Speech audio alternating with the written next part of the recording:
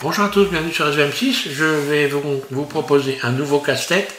Ça va être le numéro 5, il me semble, ça va être le numéro 5 ou le numéro 6.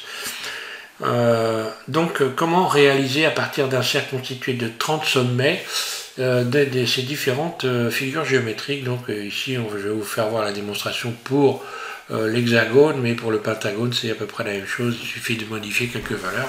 Donc essentiellement, on va voir comment réaliser un hexagone donc constitué, je rappelle, de 6 côtés égaux. Et puis avec le même processus, vous pouvez constituer ici un pentagone et puis un triangle donc équilatéral. Alors, je vous rappelle que vous pouvez sous cette vidéo trouver le lien qui vous permet d'accéder à la playlist ici donc constituée de différents QCM. Voilà, j'ai fait beaucoup de QCM. Maintenant, je passe au casse-tête. Donc ça va être bien le casse-tête numéro 5, c'est ça, oui.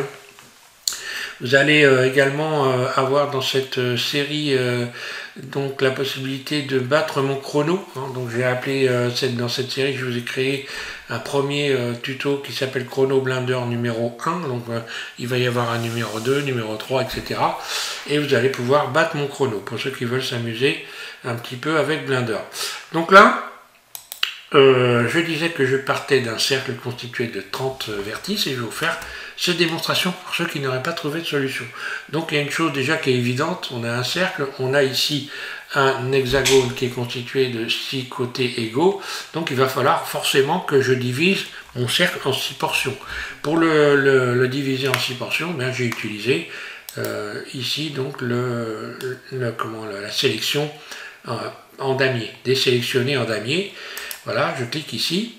Et pour avoir 6 portions, ici, j'ai donc dans sélectionner, j'ai cliqué pour avoir 4, ici, le chiffre 4.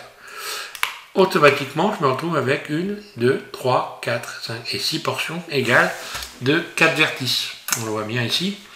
D'ailleurs, pour qu'on voie mieux, je pense que je vais cacher la grille. Ce sera quand même plus évident. Cacher la grille. Va peut-être falloir que je me mette dans ce mode-là plutôt pour cacher la grille. Voilà. Ok, je cache la grille. On voit mieux comme ça.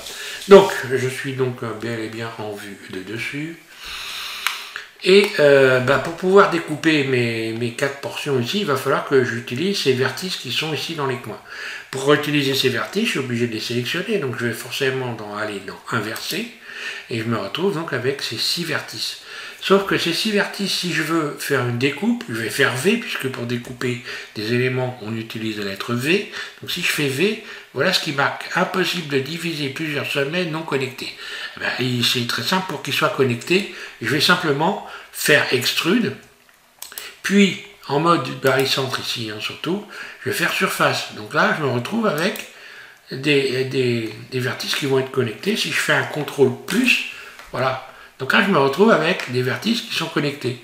Donc tout simplement, je vais faire V, et cette fois-ci, ça marche. Un clic gauche.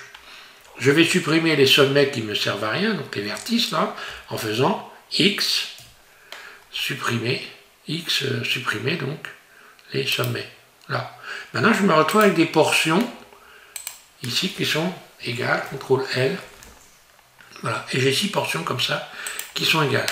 Maintenant, pour pouvoir les redresser, puisqu'il s'agit de les mettre droites, je sélectionne tout et je vais utiliser, vous pouvez cliquer sur W, vous allez dans Loop Tool, et vous allez faire, ici, G-Stretch, c'est-à-dire des lignes droites. Voilà. À partir de là, voilà, j'ai bel et bien mon hexagone. Alors il n'est pas très droit, je ne sais pas pourquoi, mais bon, peu importe. Maintenant je me retrouve forcément ici avec des doublons, donc ils sont des vertices qui sont entassés, empilés les uns sur les autres. Donc je sélectionne tout et je vais retirer les doublons en faisant M, selon proximité, et je me retrouve ici, on voit, avec 6 vertices. Voilà. Et là, je vais rappeler la grille pour revenir ici, voilà, pour qu'on puisse bien voir. Voilà, je rappelle la grille. Et on voit que par rapport à la grille, tout est droit, il n'y a pas de problème. Je pensais que c'était pas droit, mais si c'est droit. On a donc bel et bien des côtés égaux, puisque si je sélectionne ceci, que je fais Shift D, je duplique. C'est pour contrôler qu'on est bien qu'on a bien un hexagone.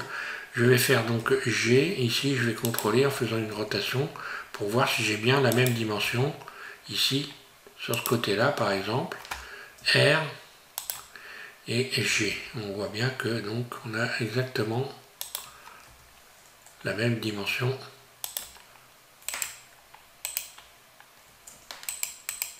Là. On voit donc bien que c'est les mêmes dimensions. CTRL L. Donc si j'avais voulu faire je retiens ça, mais donc ici A, je sélectionne tout, extrude, voilà, qu'on puisse le voir, surface, voilà. Si j'avais voulu faire un triangle, j'aurais sélectionné, je vais le faire, donc c'est très simple.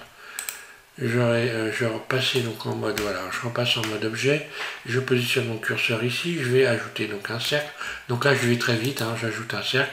Là j'aurais donc divisé, je passe en mode edit, j'aurais donc subdivisé ici. Donc désélectionné en damier, et là j'aurais, pour faire un triangle, j'aurais mis 8.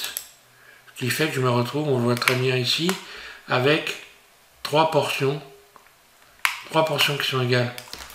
Puis donc je vais faire inverser la sélection, voilà, extrude, surface, mode barycentre, hein. CTRL L, CTRL plus, pardon, puis V, puis X, vertice, X sommet donc.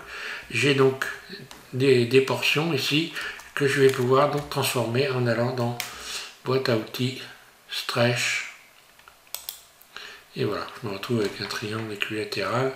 Je retire les doublons en faisant donc